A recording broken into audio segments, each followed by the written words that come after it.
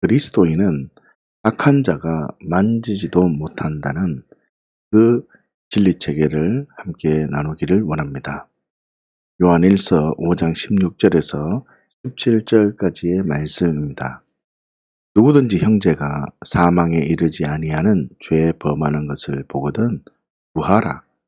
그리하면 사망에 이르지 아니하는 범죄자들을 위하여 그에게 생명을 주시리라. 사망에 이르는 죄가 있으니 이에 관하여 나는 구하라 하지 않노라. 모든 불의가 죄로 돼 사망에 이르지 아니하는 죄도 있도다. 하나님께로부터 난 자는 다 범죄하지 아니하는 줄을 우리가 아노라. 하나님께로부터 나신 자가 그를 지키심에 악한 자가 그를 만지지도 못하느니라. 아멘. 오늘 16절, 17절까지의 말씀을 보시면 사망에 이르지 아니하는 죄가 있고 사망에 이르는 죄가 있다라고 선언하고 있습니다. 여러분, 우리가 생각하기에는 죄는 똑같은 죄일 것 같은데 본문은 정확하게 사망에 이르는 죄가 있고 사망에 이르지 않는 죄가 있다라고 구분하고 있다는 뜻입니다. 16절 말씀을 좀 더 볼까요? 누구든지 형제가 사망에 이르지 아니하는 죄 범하는 것을 보거든 구하라. 그리하면 사망에 이르지 아니하는 범죄자들을 위하여 그에게 생명을 주시리라. 아멘. 여러분, 사망에 이르지 아니하는, 사망에 이르지 않는 그 죄 가운데 있는 자는 범죄자라고 얘기하고 생명이 필요하다라는 뜻이고, 사망에 이른 죄 앞에 있는 자는 생명을 구하라 하지 않는다고요. 그 말이 뭐냐면 생명이 있다는 뜻입니다. 여러분, 첫 번째로 신분적 관점인데 사망에 이르지 아니하는 죄를 범하는 사람은 어떤 사람이라고 합니까?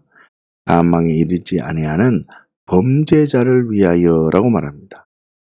사망에 이르지 아니하는 죄를 범하는 사람을 지금 범죄자라고 얘기하는데, 그러나 사망에 이른 죄 앞에 직면한 사람은 범죄자라고 얘기하지는 않는다는 뜻입니다. 다시 말하면 사망에 이른 죄 앞에 직면한 사람을 우리 복음은 그렇게 요청하고 있다는 뜻입니다. 다시요. 생명적 관점으로 보십시다.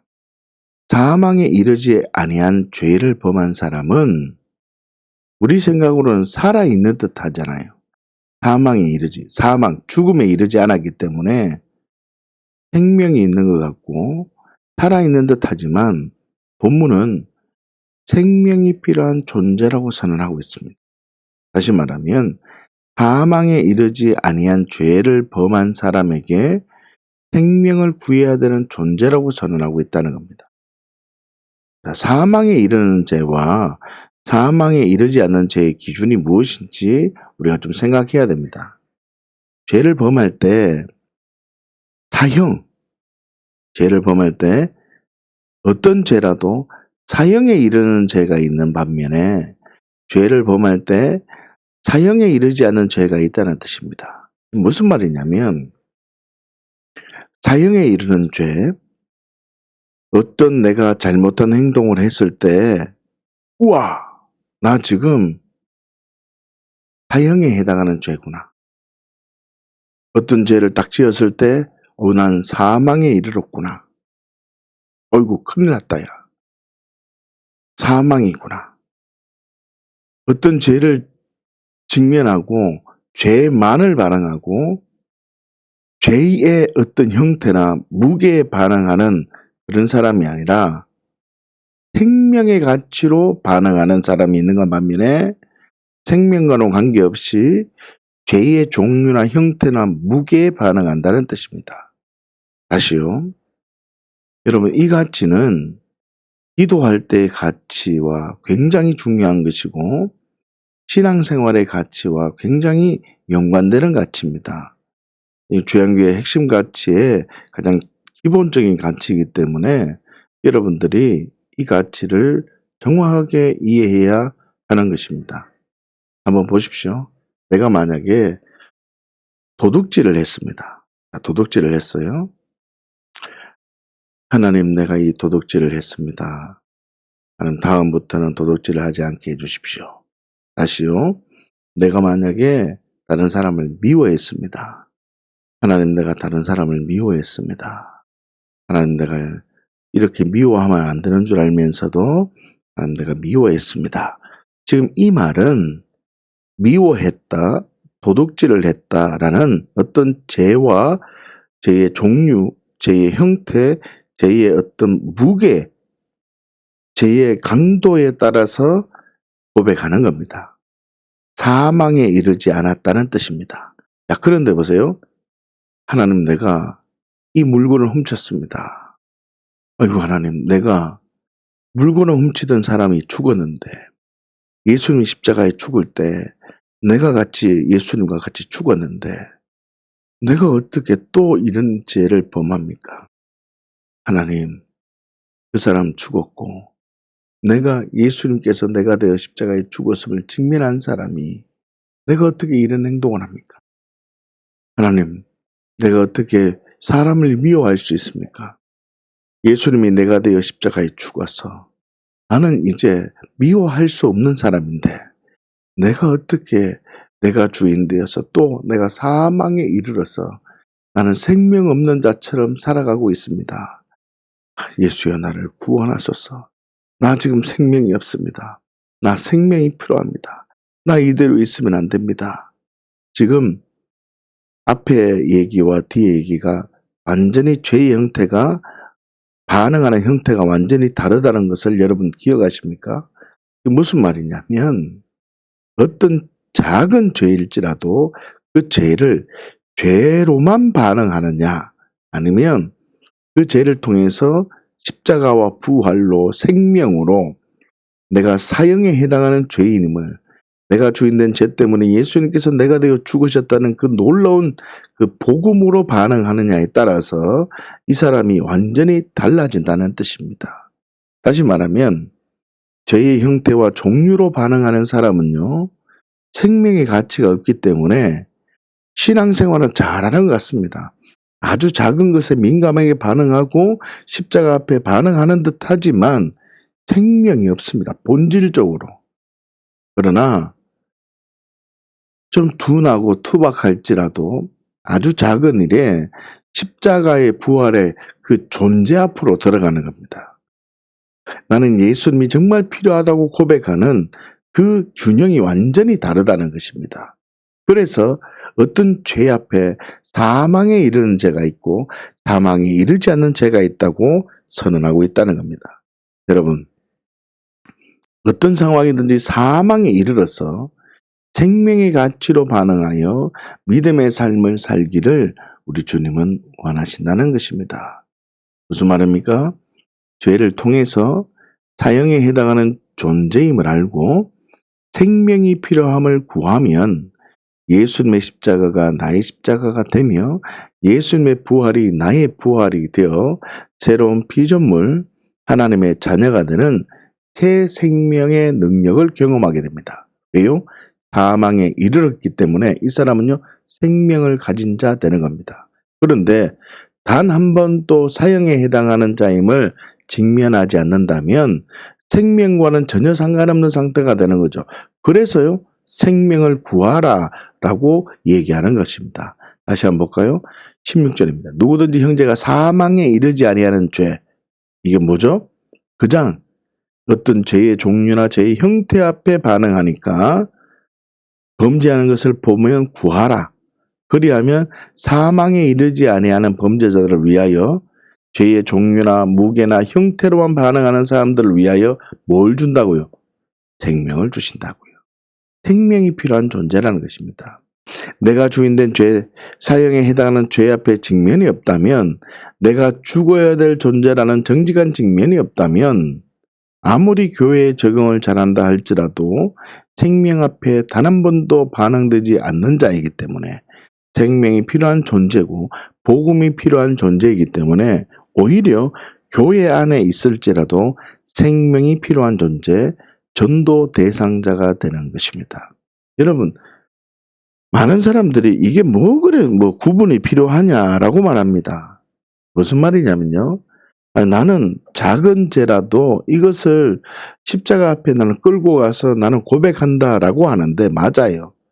뭐 틀린 게 없어요. 그러나 우리의 의식이, 우리의 생각이 십자가를 어떤 내 죄를 던지는 장소로만 생각할 것이 아니라 십자가는 나의 사건이 되는 생명 앞에 반응하는 그 기도, 생명력 앞에 나는 생명이 필요하다고, 예수님의 생명이 필요하다고 고백하는 이 놀라운 가치가 있을 때 그 기도 후에 생명력답게 살아갈 수 있다는 겁니다.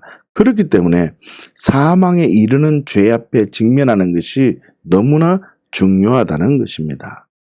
여러분, 사형에 해당하는 죄 앞에 직면이 되었느냐라는 말은 내가 주인된 죄 앞에 직면이 되었느냐라는 말입니다. 예수님의 십자가의 사건을 바라보면서 내가 주인된 죄 때문에 창조주 하나님의 아들이 죽었다. 피조물이 창조주를 십자가에 못 박아 죽였다. 이 정확한 직면이 있어야 한다는 것입니다. 내가 주인된 죄 때문에 예수님이 죽으셨다는 직면이 없다면 그 사람은 사망에 이르지 아니하였다는 것입니다. 그 사람은 죄로 직면이 되지 않았다는 말입니다. 죄로만 직면했다는 거죠. 그 사람은 십자가의 정확한 직면이 되지 않았기 때문에 생명이 필요한 상태인 것입니다. 여러분, 죄를 그냥 죄의 종류나 무게나 형태로만 반응하는 것이 아니라 죄를 생명의 관점으로 반응하시기를 예수님의 이름으로 축복합니다. 기억하십시오. 하나님의 말씀을 통해서 사망에 이른 자, 다시요. 예수님의 십자가 사건을 바라보면서 내가 주인된 죄 때문에 예수님께서 죽으셨다는 이 직면이 있는 자에게는요, 생명이 있다고 하였습니다. 그렇죠? 지금까지 우리가 이 얘기를 했습니다. 그러면 생명이 있는 자에게는 어떤 능력이 있다고 선언하는지를 봐야 됩니다. 생명을 가진 자는 사망에 이른 자 앞에 직면한 자는 생명이 있다고 했는데 그 생명을 받은 자는 어떤 능력이 있는가? 18절을 볼까요? 하나님께로부터 난 자는 다 범죄하지 아니하는 줄을 우리가 아노라. 하나님께로부터 나신 자가 그를 지키심에 악한 자가 그를 만지지도 못하느니라. 아멘. 하나님께로부터 나신 자가 그를 지키심에 악한 자가 그를 만지지도 못한다라고 선언하고 있습니다. 다시 말하면 부활의 능력이 임한다는 것입니다. 부활의 능력은 악한 자가 만지지도 못한다는 것입니다. 자, 보십시오. 악한 자가 만지지도 못한다라는 그 결론이 내려졌습니다. 볼까요? 처음에 죄를 어떤 죄의 종류나 형태로만 반응하는 것이 아니라 생명의 관점으로 죄를 직면한다는 것입니다. 생명의 관점으로 죄를 직면했을 때 이 사람은 어떻게 해요? 그 죄를 짓는 그 사람이 죽고 새로운 존재가 되어서 새로운 생명의 능력을 경험하게 됩니다. 그 생명을 경험한 사람에게는 하나님께서는요, 우리에게 어떤 생명이 주어진 자에게 하나님의 보호가 있는데 그것이 말하면 부활의 능력인데 악한 자가 만지지도 못한다는 것입니다. 왜 악한 자가 만지지 못하냐면 첫 번째로 보아야 할 것을 보았기 때문입니다. 여러분, 악한 자의 공격까지도 받지 않는다는 말이 아닙니다. 악한 자의 세력, 영향력 아래 있지 않는다라는 뜻입니다. 자, 왜냐면요, 하나님의 나라, 내가 받을 상속을 보았기 때문입니다. 자, 보세요. 죄의 어떤 종류만, 형태만, 무게로만 반응하며 기도하는 사람은요, 십자가에만 집중합니다. 그러나 생명의 가치로 반응한 나는 사망에 이르렀기 때문에 나는 이제 생명의 가치를 발견하고 나는 이제 생명을 받은 자이기 때문에 나는 천국 열쇠를 받은 자고 위에서 태어난 자입니다. 이 말이 무슨 뜻이냐? 나는 하늘의 가치를 발견했다는 뜻입니다. 이해하십니까? 그렇기 때문에 보이는 것이 전부가 아님을 이제 알았다는 뜻입니다. 믿음으로 더욱 결론 내렸다는 거죠. 그래서 보이는 것이 전부라고 생각하며 내가 주인으로 살던 그 옛사람이 죽었기 때문에 이제는 내가 옛사람의 그 생명으로 사는 것이 어떻게 해요?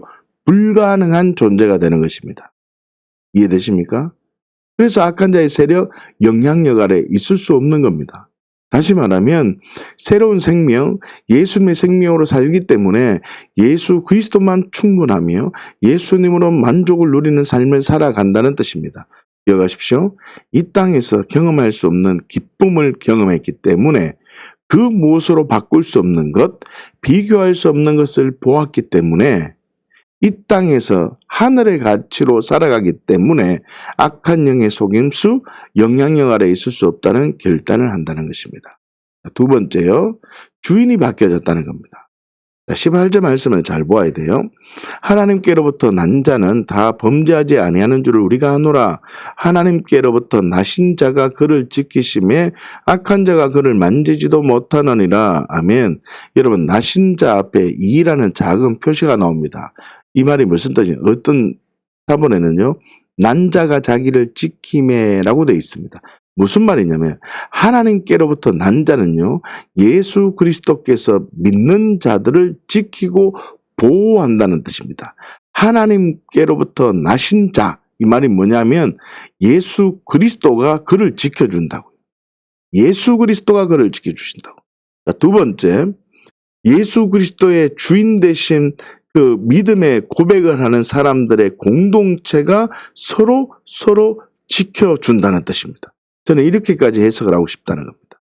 예수 그리스도의 그 생명의 능력을 경험한 자들이 하나님께로부터 난 자이기 때문에 예수 그리스도만을 5장 18절에서 얘기하는 것을 뛰어넘어서 교회적 가치로 생명의 능력을 경험한 교회 공동체들이 그들을 지켜주고 교회 공동체들이 서로 용기 주고 중보하며 힘을 주기 때문에 악한 자가 만지지도 못한다는 겁니다. 그렇기 때문에 복음을 나누는 것이 참으로 중요한 것입니다. 여러분 보십시오. 14절을 보십시오. 히브리서 1장 14절. 모든 천사들은 섬기는 영으로서 구원받을 상속자들을 위하여 섬기라고 보내심이 아니냐. 아멘. 여러분, 천사들은요, 구원받을 상속자들을 위하여 섬기는 존재로 만들어놨습니다.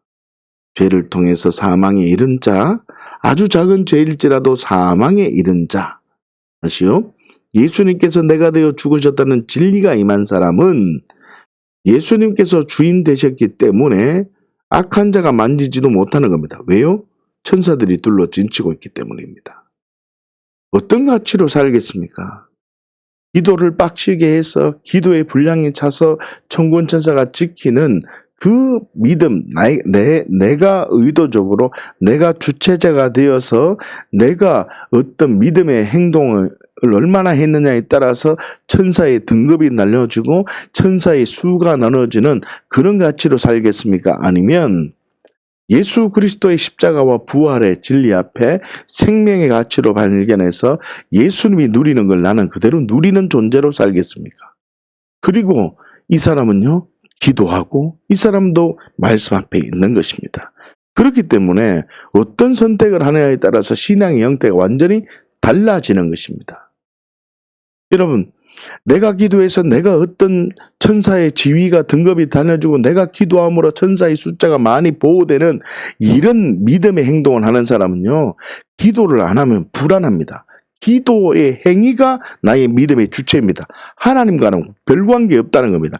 내가 얼마나 기도하고 내가 어떻게 믿으면 내가 이렇게 반응을 하면 내가 어떻게 행동하느냐에 따라서 하나님의 보호와 보살핌이 있다는 이 가치가 있는 사람과 나는 주의 은혜 아래 있는 겁니다. 그러므로 나는 내 안에 천군천사가 둘러 진치고 있고, 왜요? 예수님이 내 주이니까, 예수님이 내 생명이니까, 그러니까 예수님의 생명력이 있으니까 천군천사가 나를 진치고 있는 겁니다. 여러분, 예수님께서 3가지의 시험을 받으실 때 오직 말씀에만 반응했습니다. 여러분, 예수님이 이 하나님의 가치를 보면서 말씀에 반응하지 않았습니까? 아닙니다. 누구보다도 말씀에 반응하고 누구보다도 성령의 인도하심 속에 기도하고 금식하고 있었다는 겁니다. 누구보다도 철저하게 기도했는데 어떻게 기도의 핵심이 중요한 게 아니라 하나님을 바라봤다는 겁니다. 다시요. 다른 편에 있는 사람은요, 내가 기도하고 내가 어떻게 하냐에 따라서 천사의 등급과 나를 진치고 보호하는 보호벽이 크다고 생각합니다. 아니라 예수님은요, 하나님을 바라보고 성령의 인도하심을 바라보면서 기도하고 금식하고 말씀 앞에 있을 때에 마귀가 떠나가고 우리 안에 천군 천사가 예수님께서 수종드는 그 놀라운 은혜가 있었음을 세 가지 시험을 통해서 우리는 알 수 있습니다. 그렇다면 우리는 어떤 진리의 체계로 있어야 되는지가 너무나 선택이 분명해지는 것입니다. 사랑하는 주양 가족 여러분, 이 요한일서 말씀은요, 신앙체계의 가장 중요한 진리체계입니다. 이 진리체계를 얼마나 믿음으로 반응하느냐에 따라서 신앙의 형태가 완전히 달라집니다. 여러분, 이 가치가 우리 주양가족 모두에게 세워지기를 예수님의 이름으로 축복합니다. 그렇기 때문에 그리스도인은요, 죄를 짓는 그 자체가 어렵다고 생각합니다. 여러분, 21절 말씀을 한번 볼까요? 자녀들아, 너희 자신을 지켜 우상에게서 멀리하라 라고 선언합니다. 요한일서 말씀인데 여기서 선언하는 자녀는 누구를 가리키는가 하면요, 16절에서 선언하는 자녀입니다. 뭐냐 하면 사망에 이른 죄 앞에 직면한 생명을 발견한 사람을 얘기한다는 뜻입니다. 다시 말하면요, 내가 주인된 죄 때문에 예수님께서 내가 되어 죽으셨다는 직면을 통해서 이제는 내가 주인된 옛사람이 죽었기 때문에 나는 내 마음대로 살 수 없고 예수님이 주인이 되어 살겠다는 분명한 직면이 있는 하나님의 사람을 말한다는 것입니다. 그 하나님의 사람은요, 어떻게 우상을 멀리한다는 뜻입니다. 그런데 하나님의 자녀들에게 뭐라고 선언합니까? 우상에서 멀리하라는 선언입니다. 그 이유는 16절에 보시면 사망에 이른 자에게도 죄가 있기 때문입니다. 사망에 이른 자에게도 죄의 유혹이 있다는 뜻입니다. 왜요? 여러분, 모든 사람은 다 죄의 유혹이 있습니다. 그런데 이 복음 앞에 직면한 그리스도인에게 죄의 유혹이 있는데 이 복음 앞에 직면한 자, 다시요, 사망에 이른 자에 있는 죄의 유혹과 사망에 이르지 않은 자의 죄의 유혹과는 완전히 다르다는 뜻입니다. 뭐냐면 사망에 이른 자는 죄가 명사 형태로만 있습니다. 동사로 깨우지 않는다는 겁니다. 그러나 사망에 이르지 아니한 자는요, 죄의 형태와 종류이기 때문에 악한 자가 쉽게 공격해 옵니다. 그래서요, 빨리빨리 죄에 반응하기 쉽다는 뜻입니다. 내가 받은 생명의 가치가 너무나 크고 고귀하기 때문에 내가 명사 형태에 있는 죄를 깨우려고 하지 않는다는 뜻입니다. 기억하십시오. 그리스도인 안에 있는 죄는 아무런 능력 없는 명사 형태의 죄악이기 때문에 우상을 멀리할 수 있는 겁니다. 그리스도인 안에 있는 죄는 내가 죄를 지킬 수 있는 죄, 다스릴 수 있는 죄입니다. 죄를 다스릴 수 있는 명사 형태라는 뜻입니다. 그 이유는 내 안에서 영향을 주던 나라는 존재가 예수님과 함께 죽었기 때문입니다. 예수님의 생명이 있기 때문에 그 생명의 능력으로 살아간다는 뜻입니다. 기억하십시오. 그리스도인은 내가 주인이 아니라 예수님을 주인으로 고백하는 자입니다. 예수 그리스도를 주로 고백하는 자는 하나님께로부터 난 자이기 때문에 범죄하는 것 자체가 어렵다고 했습니다. 악한 자가 만지는 것이 더 어렵다고 나누었습니다. 그리스도인의 존재가 어떤 존재인지 정확하게 직면하셔야 됩니다. 다시 말하면 내가 이 시간 이후에 넘어질 것을 생각하지 마십시오. 하나님의 약속의 말씀을 끝까지 붙들고 승리할 수 있는 존재임을 기억하고 믿음으로 나아가셔야 하는 것입니다. 왜요? 우리는 사망에 이른 죄, 우리는 예수님의 생명을 받은 자이기 때문입니다. 사랑하는 주양 가족 여러분, 사망에 이른 죄, 내가 주인된 죄 앞에 직면한 그리스도인은 하나님께로부터 난 자, 모든 상황을 하나님의 섭리로 인식하며 예수 그리스도가 내 주인이 되었기 때문에 생명적 가치관으로 악한 자가 나를 만질 수 없도록 성령님께서 나를 도우신다는 것을 발견합니다. 그래서 이 진리로 반응하기 때문에 내 안에는 명사 형태의 죄만 있다. 나를 이끄는 것은 오직 예수 그리스도가 되신다. 성령님이 되신다. 나를 인도해 주신다. 이 믿음의 가치가 있기 때문에 풍성한 열매가 항상 있는 정인의 삶을 살아갈 수 있다는 것입니다. 이 은혜가 있도록 나를 지키고 있음을 기억하며 오늘 하루도 승리하는 죄한 가족 모두가 되시기를 예수님의 이름으로 축복합니다. 함께